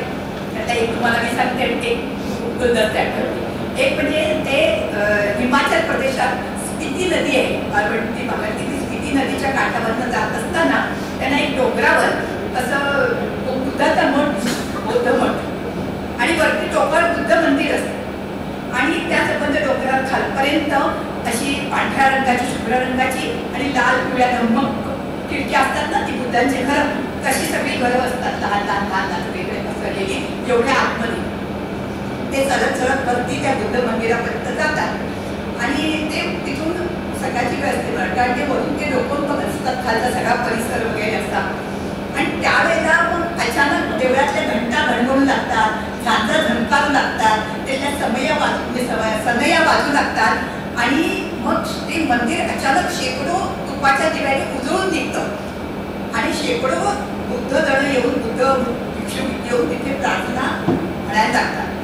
आणि तिथे त्या प्रार्थनेचे एक नादब्रह्म उभं राहतं तिथे आणि तो नादब्रह्माचे ते सूर असे त्या दरीतून घरगळत घरगळत ते सुद्धा गेले घरगळत म्हणजे स्पितीच्या पात्रावरून शेतावरून असे ते खाली त्या घरांपर्यंत बुद्धांच्या सगळ्या घराघरांपर्यंत पोचतात आणि लगबगीने सगळी त्या घरातली लहान थोर स्त्री पुरुष छोटी मुलं सगळी बाहेर येतात ते आवाज ऐकल्याबरोबर, ते सूर ऐकल्याबरोबर आणि सगळी गुडघ्यावर बसतात, हात जोडतात आणि सगळ्यांची नजर लागलेली असते. ती प्रार्थनेची साथ ती प्रत्येकापर्यंत पोहोचलेली असते.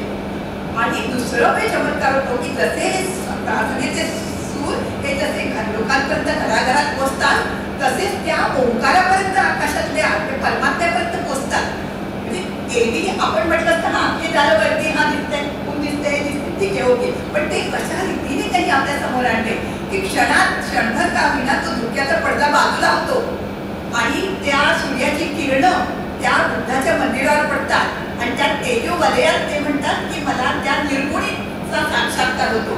ती इतकी तरल प्रतिभा त्या पुस्तकातून, त्या क्षणातून सगळं आपल्या डोळ्यासमोर उभं राहतं आणि असं वाटतं आपण कसं बघितलं असतं हे दृश्य. अरे आपण त्यांच्या नजरेतून आता बघतोय ना, तेव्हा त्याचं सौंदर्य कळतं आणि आपण त्यांच्यासमोर नतमस्तक होतो. की असे सुंदर सुंदर प्रसंग अशा वेगळ्या तऱ्हेने ते सगळे आपल्या बरोबर येतात. पानोपानी विखुरलेल्या कविता, त्याच्यात कविता वेगवेगळ्या. मलाही कवितांची खूप आवड आहे, त्यामुळे मला ती खूप आवडला. म्हणजे अभंगांपासून कवितांपर्यंत. म्हणजे एकदा खिडकीतून दिसत होतं, एक खिडकी त्यांना दिसते ना चौकट, त्याच्यातून भरपूर पाऊस पडतोय. तर तो पाऊस बघताना त्यांना आपण रानावनात आपल्याला मन चिंब केलेला, शरीर तर चिंब होतं, त्याच्याबरोबर मन चिंब करणारा पाऊस पण त्यांना आठवला. आणि मग मंगेश पडगावकरांचे शब्द आठवले की कोसळीचं उत्तर दक्षिण घमघमले मातीतून अंतर कष्टदिशाने अभिष्ट चिंतन गरजा जय जय का. अशा त्यांनी त्या कविता लिहिलेल्या आहेत. त्या वाचताना सुद्धा आपल्या घर टाका येतो.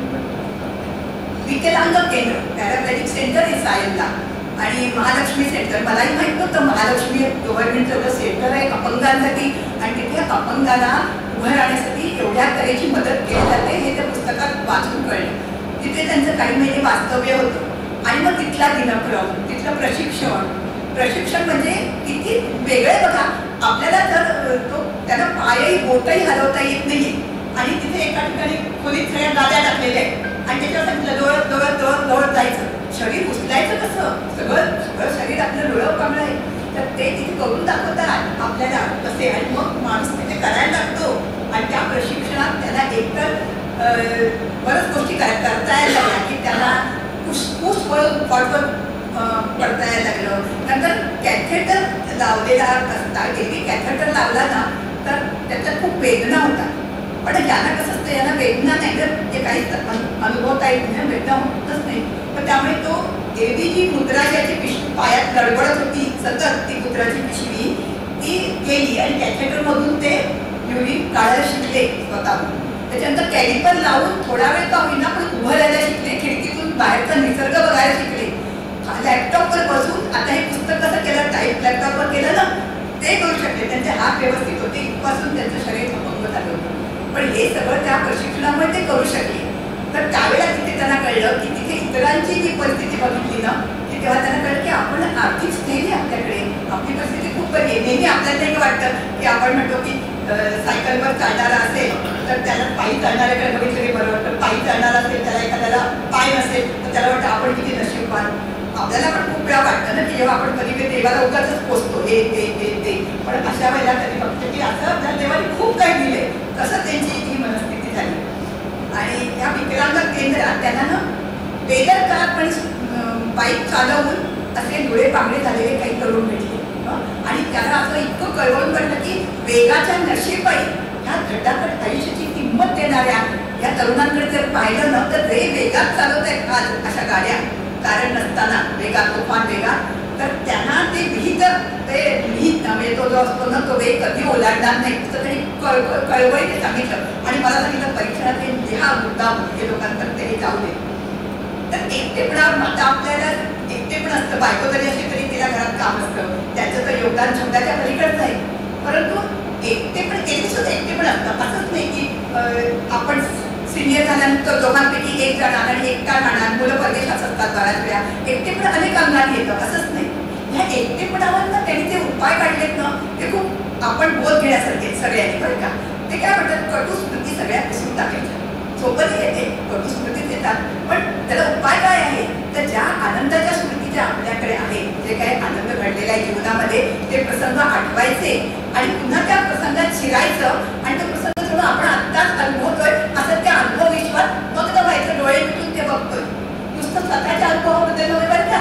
हे एखादं हिंदी गाणं, एखादं मराठी गाणं, एखादं नाट्यप्रवेश घ्यायचा आणि जणू काही आपण त्याच्यात भूमिका करतोय आणि ती करतोय असं करून तो सगळा प्रसंग मनाने अनुभवत राहायचा आणि खूप वेळ कुठच्या कुठे निघून जातो. मला पण हे खूप आवडलं. हे एकतरी करायला खूप छान आहे, कधीतरी प्रयोग करून बघा तुम्ही. तर ह्या सगळं लागत नाही, तुम्हाला पुस्तक घ्यायचं आहे आणि त्यामुळे त्याचं थोडंसं तरी तुम्हाला उत्सुकता निर्माण करायची आणि बाकीचं ठेवायचं वाचायला. तर ह्या एकटेपणावर हे त्यांनी अशी मात केली. तर ह्या आत्मकथनाचा शेवट आत्ताच कामत काकांनी सांगितलं की रवींद्रनाथ टागोर यांची कविता आहे, एकाला चलोरे त्या कवितेने केले, ते पुस्तकाचं शीर्षक आहे.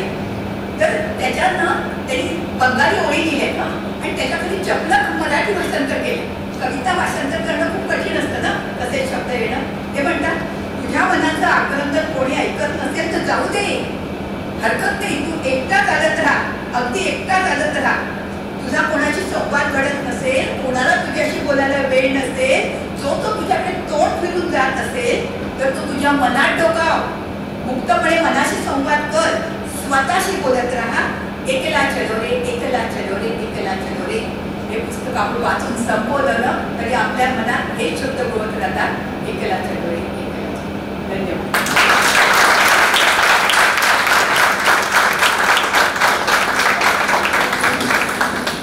धन्यवाद संपदाताई.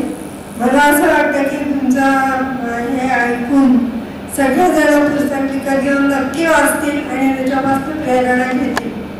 धन्यवाद, खूप खूप धन्यवाद. यानंतर मी माझ्या सहकारी आरती मोने यांना विनंती करते की त्यांनी या पुस्तकाबद्दल बोलावं. आता संपदाताईंनी खूप विस्तृतपणे सगळं सांगितलंय, पण मी पण याविषयी पुस्तक जेव्हा सरांनी मला दिलं त्याच्यानंतर त्याचं परीक्षण घेण्याचा प्रयत्न केला.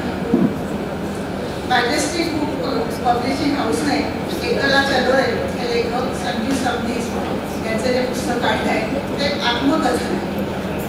माझ्या मनात असं आहे की पुस्तकाच्या नावातच खूप आत्मकथा आहे. एक धडधाकट नोकरी करणाऱ्या, संगीताची आणि भटकंतीची आवड असणाऱ्या एका मुसाफिराला जेव्हा अपघाताला असं एकल जीवन जगण्याची वेळ येते तेव्हा त्याच्या मनातील भावभावना, प्रसंगी उद्रेक, निराशा, दुःख हे सारं एकटेपणाची त्यांची जी जाणीव आहे ती आपल्याला पुस्तक वाचताना खूप सारखी लक्षात येते आणि मग वाचकाला माणसाच्या पराधीनतेची जाणीव खूप स्पष्ट करत राहते. एखाद्या व्यक्तीच्या आयुष्यात अशा घटना घडतात, म्हणजे अपघात घडतात किंवा अनेक जण अपघातामध्ये प्राणही गमावतात. पण यांना जो अपघात झाला त्याच्यामध्ये प्राणांची वेदना सहन करून जिवंतपणे मेल्याचा अनुभव त्यांना घेण्याची वेळ त्यांच्यावर आली आणि शारीरिक हालचाली आणि या सगळ्या गोष्टींसाठी त्यांना परावलंबित्व जेव्हा स्वीकारावं लागलं तर ते फार अवघड असतं.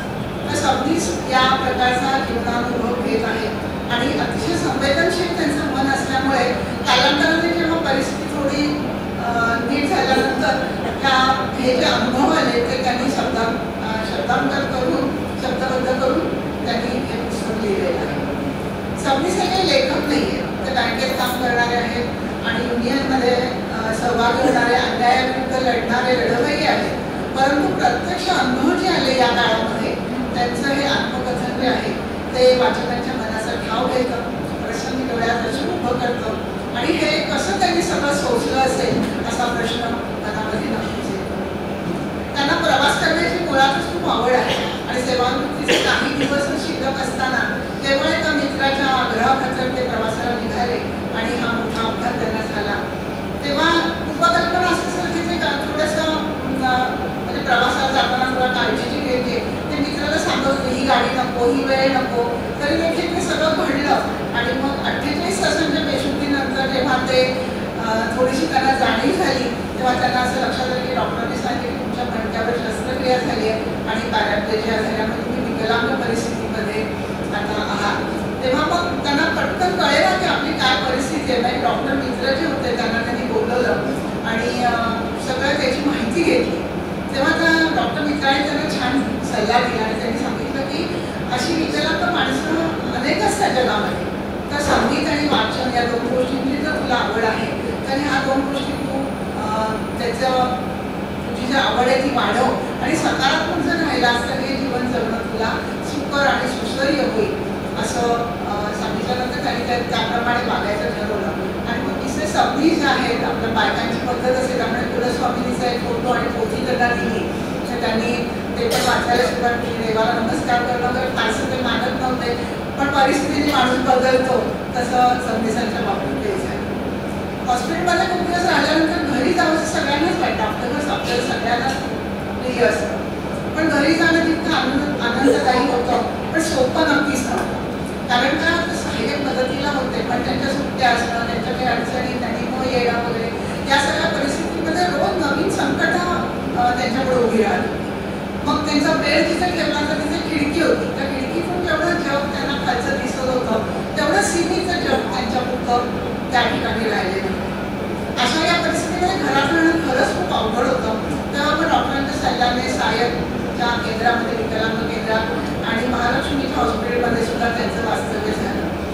जे अनेक लोक त्यांना भेटले, तिथे जी माणसं भेटली, त्यांचा अनुभव खूप मोकळेपणाने आणि त्यांच्या स्वभाव वैशिष्ट्यांसह अगदी नावासकट त्यांनी त्या पुस्तकामध्ये दिलेले आहे. आणि महालक्ष्मीच्या हॉस्पिटलमध्ये जेव्हा ते राहिले तेव्हा त्या प्रशिक्षणामध्ये तिथे जे प्रशिक्षण मिळालं त्याच्यामधून त्यांना स्वयंपूर्ण होण्याचा थोडा मार्ग मिळाला आणि मग परावलंबीचं थोडं त्यांचं कमी झालं आणि हालचाली त्यांच्या थोड्याशा सोप्या झाल्या. लेखकांचे जे वाचन आहे ते खूप चौफे आहे. ते स्वतः काही कवी नाही आहे, पण त्यांना कवितेची उत्तम जाण आहे. माणसं आणि प्रसंग यांचं वर्णन करताना त्यांनी खूप छान कविता त्यामध्ये टाकलेल्या आहेत. एका मृत्यूच्या संदर्भात असं लिहिताना त्यांनी असं लिहिलेलं आहे की आपण असं म्हणतो की जाताना माणसाला काही बरोबर न्यायचं नाही, दार दागिने पैसा अडका संपत्ती सगळं इथे घेऊन जायचं आहे. पण अरुणा ढेरेंची एक सुंदर कविता आहे की जाणाऱ्या माणसाला बरोबर काहीच नेता येत नाही हे खरे नाही, असं त्यांनी पहिलं वाक्य म्हणले की ते सुंदर आहे. बघा, जाणाऱ्या माणसाला बरोबर काहीच नेता येत नाही खरे नाही, जाताना आपल्या अदृश्य हाताने उचलतो कधी तो जीवलगांची नीच. कसं असतं बघा, खरोखरच असं होतं की एखादा जीवलग आपला गेला तर जो कुठेच माणसाने कुणाची स्वस्थता तर सहज ओढून देतो दिलासे आणि धैर्य. आपण खूप धैर्य गोळा करतो पण तसं होत नाही, आपलं धैर्य कुठेतरी कळतच. तर ही सुंदर कविता तुम्ही उचलून एका ठिकाणी केलेली आहे. घरामध्ये जेव्हा असं एखादा आजारी माणूस असतो तेव्हा घरातल्या लोकांना सुद्धा त्याचा त्रास होतो. पाहुणे लोक येतात, जागा मुंबई सगळ्या ठिकाणी लहान असतात, तर कधीतरी असं होतं की घरातल्या लोकांची पण चिडचिड होऊ शकते. तेव्हा नारायण सुद्धांची तिने एक कविता दिली की आपलेच घर जेव्हा आपल्याशी वैर ठरते अशा वेळी हे हृदया कोठे जावे तेवढे सांग. असं कधीतरी होतं, आजारी माणसाला होतं किंवा त्यांची सेवा करणाऱ्या लोकांना सुद्धा हा अनुभव येतो. या अनुभवातून जाताना त्यांचं वय वाढलं, काही दिवस रात्र असे संपर्क केले. वय वाढल्यानंतर त्यांनी कुसुमाग्रजांच्या कवितेचा उल्लेख केला आहे. गोतीचे ऊन आता मावळतीला पोचले आहे, गोतीचे ऊन आता मावळतीला पोचले आहे, मार्गक्रमण मार्गापेक्षा स्मरणात अधिक साचले आहे. कारण मार्गक्रमण सगळं थांबलंच आहे, त्यामुळे स्मरणात म्हणजे आज काय घडले, उद्या काय घडणार आहे, काल काय घडलं, स्मरण ते सतत करत आहे म्हणून स्मरणात अधिक साचले आहे असं त्यांनी म्हटलं आहे. आणि गदिमांची ती सुंदर एक कविता आहे, एका तळ्यात होती बदल केली ते सुरेख होते ग्रुप वेळे पिल्लू तळ्यात एक, तर तशी आपली अवस्था आहे असं त्यांनी एका ठिकाणी पण म्हटलेलं आहे. यामध्ये मध्ये त्या कविता आणि काव्यपंक्ती त्यांनी टाकलेल्या पुस्तकाची खूप शोभा वाढवतात आणि वाचकांना खूप सुंदर असा अनुभव त्याच्यामधून मिळतो. पुस्तकाची शेवटची जी दोन प्रकरण आहेत, दैव जाणीले तुम्ही आणि एकलाचे डोळे, कारण त्या दोन्ही प्रकरणात लेखकांना असे प्रश्न पडतात की अपघाताची कारणं शोधावीशी वाटतात की प्रवासात सर्वतोपरी काळजी घेण्याची त्यांनी सवय आहे, भरपूर प्रवास पण केलेला आहे. थोडंसं मन कुठेतरी नको म्हणत होतं, जाऊ का नको असा कधीतरी प्रश्न पडतो आपल्याला. तसं त्यांना झालं होतं पण तरी देखील ते गेले. पण हे का घडलं तर हे कदाचित आपल्या दैवातच होतं का काय असा प्रश्न कधीतरी त्यांना पडतो आहे. आता लेखन जेव्हा त्यांनी हे केलं तेव्हा अपघाताला खूप वर्ष उलटून गेलेली होती, पण सगळ्या आठवणी मात्र ताज्या त्यांच्या मनात होत्या, त्यामुळे त्यांनी त्या शब्दबद्ध केलेले आहे. दिवस रात्र उत्तर जात आहेत, वर्ष संपत चाललेली आहे, नवीन नवीन लोकांच्या आक्रमण शरीरावर वाढत्या वयानुसार पडून राहिल्यामुळे होत आहे. पण काळाचं बोट धरून निमूटपणे चालत राहणं एवढंच माझ्या हाती आहे असंही लेखक एका ठिकाणी म्हणतात. शेवटी पुस्तकाच्या शेवटाकडे जाताना लेखकांनी असं म्हटलं की गलबत असतं ते पत्रामधून सुटतं आणि मग हळूहळू साडी मागे पडत जातात, त्याचे जे दोर असतात ते कापले जातात, निरोपाचे हात असतात आपल्याला रक्षा करायला आलेले ते सगळे दूर जातात, झाडं इमारती दूर जातात आणि मग गलबत सूर्य तो पश्चिमेला मावळत असतो, तो हळूहळू काहीसा होतो आणि मग काळोख होतो आणि मग गलबत पुढे जातात. अथांग समुद्र आणि काळोख एवढ्या दोनच गोष्टी गलबताच्या समोर असतात आणि गलबत पुढे फरकटत राहतो.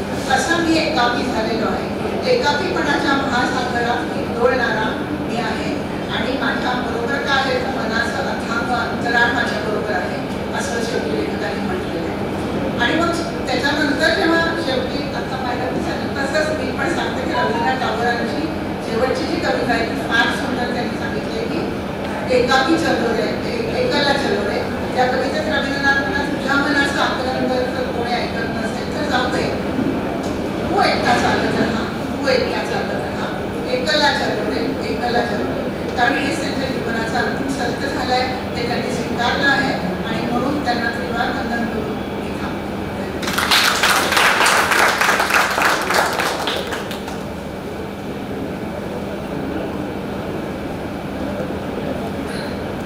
आता या पुस्तकाविषयी माझे विचार मी मांडते. आता संपदाताई आणि आरतीताई या दोघी इतक्या सुंदर बोलल्या आहेत की पण जे काय मला प्रामाणिकपणे वाटलंय पुस्तक वाचल्यावर ते मी सांगते. एकाला चलवले ही एका विचित्र अपघातात खांद्याखालच्या भागाची संवेदना हरपलेल्या संजीव सबनीसांची प्रामाणिक आत्मकथा आहे. अपघातानंतर तो स्वतःशी साधलेला संवाद आहे असं म्हणता येईल. सहकारी बँकेतून निवृत्त होण्याच्या काही दिवस आधी त्यांना अपघात झाला. त्यानंतरची सारी कहाणी त्यांनी वाचकांसमोर अत्यंत ओघवत्या शैलीत मांडली आहे. असं म्हणण्यापेक्षा सांगितली आहे असं म्हणणं योग्य होईल. या पुस्तकाला प्रसिद्ध लेखक मधु मंगेश कर्णिक यांनी प्रस्तावना लिहिली आहे. त्यात ते म्हणतात, संजीव सबनीस यांची विजिगीषा अशी उत्तुंग श्रेणीची आहे की त्यांना दया, करुणा, अनुकंपा यांची मातब्बरी वाटत नाही. त्यांचा दुर्दम्य आत्मविश्वास व पराकोटीची सकारात्मकता यामुळे त्यांना भोवतालच्या जगाकडून अनुकंपेची गरज वाटत नाही. लेखकाने आपल्या मनोगतात असं म्हटलं आहे की अपघाताचा व त्यानंतर वाट्याला आलेल्या असहाय्यतेचा, परावलंबित्वाचा आघात जबरदस्त होता. त्याचे परिणाम सर्वदूर होते. भावनिक विश्व पूर्णपणे उद्ध्वस्त झालेलं होतं. त्यावर मात करणं गरजेचं होतं. औदासीन्य येऊ न देणं आवश्यक होतं. आयुष्यात अनेक बिकट प्रसंग आले पण कधी हार मानली नव्हती. तेच या आजाराच्या बाबतीत करायचं होतं. सबनीसांना पॅराप्लेजिया झालाय हे त्यांच्या डॉक्टर मित्राकडून त्यांनी समजून घेतल्यानंतर सुरुवातीला ते खचले. आता उरलेलं आयुष्य असंच परावलंबी बनवून काढायचं या विचारानं त्यांना रडू आलं. डॉक्टर मित्रांना अनेक अपंगांचे दाखले देत वाचन, लेखन, संगीत या तुझ्या आवडत्या छंदांमध्ये मन रिझव असं म्हणून त्यांची समजूत काढली. त्यानंतर त्यांच्या जीवनाकडे पाहण्याचा दृष्टिकोन बदलला. हे पुस्तक वाचताना आपल्या अंगावर काटा येतो. जबरदस्त आत्मविश्वास आणि इच्छाशक्तीच्या जोरावर त्यांनी या सर्व यातना सहन केल्या. त्यांचं वाचनाचं व्यसन या प्रसंगी त्यांना साथ द्यायला आलं असतं. Maxim Gorky, Karl Marx, Friedrich Engel यांच्या पुस्तकांपासून ज्ञानेश्वर, तुकोबराय, चोखोबा आणि रामदास यांसारख्या संतांच्या अभंगांपर्यंत चौफेर वाचन सबनीसांचं आहे. नारायण सुर्वे, ग्रेस, अनुराधा पोद्दार, बाबा बोरकर, कुसुमाग्रज यांच्या कवितांवरही त्यांचं प्रेम असल्याचं जाणवतं. एवढंच नाही तर उर्दू गझलाही त्यांना आवडतात. या पुस्तकात कुठल्या कवीच्या, कुठल्या कवितेच्या ओळी नेमक्या कुठे असाव्यात याचं त्यांना भान आहे. पुस्तकाच्या पहिल्या पानापासून त्यांचं मराठी भाषेवरचं प्रभुत्व आपल्यावर गारूड करतं. आपण त्यांच्या लेखनाशी पटकन कनेक्ट होतो. एकाला चलवले हे पुस्तक वाचणाऱ्याला मराठीचं उत्तम ज्ञान असणं आवश्यक आहे. म्हणजे सबनीसांचे कसदार मराठी त्याच्या हृदयापर्यंत पोहोचेल. त्यांच्या भावना, पॅराप्लेजिया झाल्यानंतर त्यांच्या मनात येणारे विचार, त्यांनी भोगलेल्या यातना त्यांनी ज्या शब्दात मांडल्या आहेत त्यांच्या प्रतिभेला टिळा दिला. संजीव सबनीसांनी मोजक्या 7 प्रकरणात त्यांच्या अपघातानंतरचा वृत्तांत सांगितला आहे. दृष्टिकोनात होत चाललेला बदल, हॉस्पिटलमधून घरी आल्यानंतरची अवस्था, मुंबईच्या 1 BHK फ्लॅटमध्ये येणारे प्रॉब्लेम्स, सहाय्यकाच्या वावरामुळे मुलीला न भेटता येण्याची विकलता, बेड सोर्समुळे येणाऱ्या समस्या या घर वापसी या प्रकरणात येतात. सायंचे दिवस या प्रकरणात त्यांना असा आजार झालेले आपण एकटेच नाही आहोत, आपल्यासारखे बरेच जण आहेत हे जाणवले आहे. त्यातील काही पेशंट्स विषयी त्यांनी थोडक्यात लिहिले आहे. ते वाचून आपल्या डोळ्यात पाणी येतं. महालक्ष्मीचे दिवस या प्रकरणात सबनीसांनी महालक्ष्मी हॉस्पिटलमधील डॉक्टरांनी त्यांना स्वावलंबी होण्यासाठी मदत केली. सामान्य माणसाला सोपे वाटणारे पण पॅराप्लेजिक माणसासाठी अवघड असणारे व्यायाम करून घेतले. त्यानंतर ते बऱ्याच प्रमाणात स्वावलंबी झाले. वॉकरच्या सहाय्याने चालू लागले. पण हे सोपं नव्हतं. त्यासाठी एकाग्रता लागते आणि ती त्यांनी आत्मसात केली. तंत्राच्या सहाय्याने हे शक्य झाले. हे सगळं विस्ताराने लिहिलं आहे. हे वाचताना आपण थक्क होतो. हा सगळा अनुभव त्यांनी सहजपणे लिहिला आहे. पण वेदना काही सोसला आहे. तिथल्याही काही माणसांविषयी त्यांनी लिहिले आहे. ते वाचून आपण आतून हलतो. होते कुरूप वेळे या प्रकरणात बँकेतल्या युनियनचं केलेलं काम, त्यासाठीचा स्पष्ट वक्तेपणा यामुळे टिंगलटवाळी झाली. लेखकाने युनियनचे काम सोडले कारण त्यांना एक प्रकारे वाईट टाकले गेले. या प्रकरणात मंगेश पाडगावकर, बाबा बोरकर, आरती प्रभू, इंदिरा संत, सदानंद रेगे या कवींच्या कवितांच्या मनाचा ठाव घेणाऱ्या ओळी योग्य ठिकाणी टाकल्या आहेत. बँकेतल्या उरलेल्या रजा त्यांनी जग पालथे घालण्यासाठी वापरल्या. मुक्तपणे लिहिले. त्याचे सविस्तर वर्णन पुस्तकात केले आहे. अर्थात हे वर्णन अपघाता आधीचे मागे वळून पाहताना यासारखे आहे. दैव जाणिले कुणी या प्रकरणात अपघात कसा झाला असावा हे विधिलिखित होतं का? नास्तिक लेखकाला एकदा पत्रिका पाहून आणि एकदा हस्तसामुद्रिकाने हात पाहून आयुष्याच्या उत्तरार्धात गंभीर आजार संभवतो, पण त्यातून तू वाचशील असे सांगितले होते. पण त्याच्या प्रवृत्तीप्रमाणे त्याने कानाआड केले. या प्रकरणात सबनीसांनी अपघाताचे धागे दोरे जुळवण्याचा प्रयत्न केला आहे. एकला चलो रे या 7व्या आणि शेवटच्या प्रकरणात त्यांनी मधून उद्भवणाऱ्या बेड सोर्स सारख्या आजाराबद्दल लिहिले. कॉटवर झोपून कंटाळा आला म्हणून त्यांनी व्हीलचेअरवर बसायला सुरुवात केली. सारखं व्हीलचेअरवर बसून त्यांना बेड सोर्सचा जीव घेणं त्रास झाला. मग 1 वर्ष कॉटवरून खाली उतरायचे नाही असं डॉक्टरांनी सांगितलं आहे असं ते या प्रकरणात म्हणतात. प्रकरणाचा आणि पुस्तकाचा शेवट त्यांनी रवींद्रनाथांच्या एकला चलो रे या कवितेने केला आहे. या अतिशय सुरेख लालित्यपूर्ण शैलीत लिहिलेल्या पुस्तक वाचनाचा अनुभव एकीकडे अंगावर शहारे आणणारा आणि कविता गझलांमुळे डोळ्यात पाणी आणणारा आहे. मी लिहिलेली ही तर झलक आहे. पुस्तक एकदा हातात घेतल्यावर सोडवत नाही. शेवटी कवितेच्या ओळींचाच आधार घ्यावा लागतो. टूटे हुए सपनों की कौन सुने सिसकी, अंतर की चीर व्यथा पलकों पर टिटकी, हार नहीं मानूंगा रार नहीं ठानूंगा, काल के कपाल पर लिखता मिटाता हूँ, गीत नया गाता हूँ. अटल बिहारी वाजपेयीची ही कविता मला सबनीसांसाठी, म्हणजे सबनीस स्वतःही जगतायत असं मला म्हणावं असं वाटतं.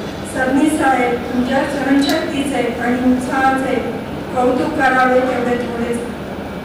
धन्यवाद. आता यानंतर मी रजनी सबनीसांना विनंती करते की त्यांनी 2 शब्द बोलावे. संस्थेतर्फे जो जीवन गौरव पुरस्कार त्यांना दिला त्याबद्दल मी संस्थेचा आणि जरी त्यांनी पुस्तकाचं नाव एकला चलो रे असतं तरी 13 वर्ष त्यांनी खडतर प्रवास केलेला आहे. त्याच्याबरोबर अनेक प्रवासी त्यांच्याबरोबर होते. ते राहतील आणि त्यांचा प्रवास चालूच राहणार.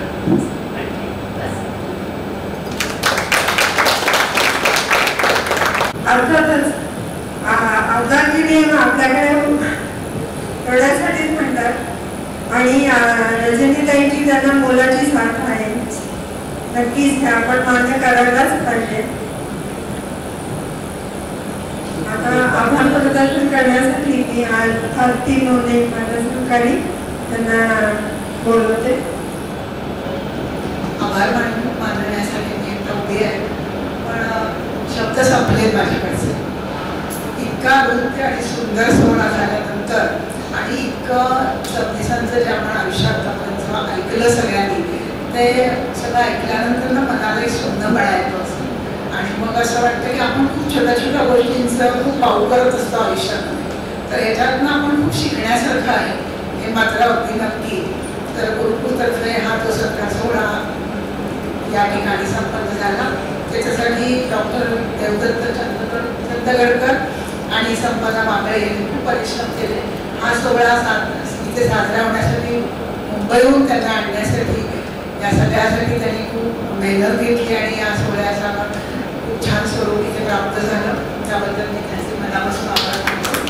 संपदाताईंनी खूप सुंदर परीक्षा पुस्तकाचं आपल्यासमोर सादर केलं त्याचे मनपूर्वक आभार. आणि मुंबईहून सबनीस स्वतः इथे आला पुरस्कार स्वीकारण्यासाठी त्यासाठी गुरुकुलतर्फे मी त्यांचे मनपूर्वक आभार मानते. नेहमीप्रमाणे श्रोते वर्ग सारस्वतांचे खूप त्यांचे जुने सहकारी आज इथे दिसत आहेत. तर खूप छान वाटलं त्या सगळ्यांना भेटून पण त्यांच्या सगळ्यांचं कौतुक आणि आभार. नेहमीप्रमाणे हॉल उपलब्ध करणाऱ्यांचे योगेश देसाई, फोटोग्राफर शिंदे सर, आणखी बाकी जे कोण राहिले असतील त्या सर्वांचे मनपूर्वक आभार मानते आणि थांबते. धन्यवाद.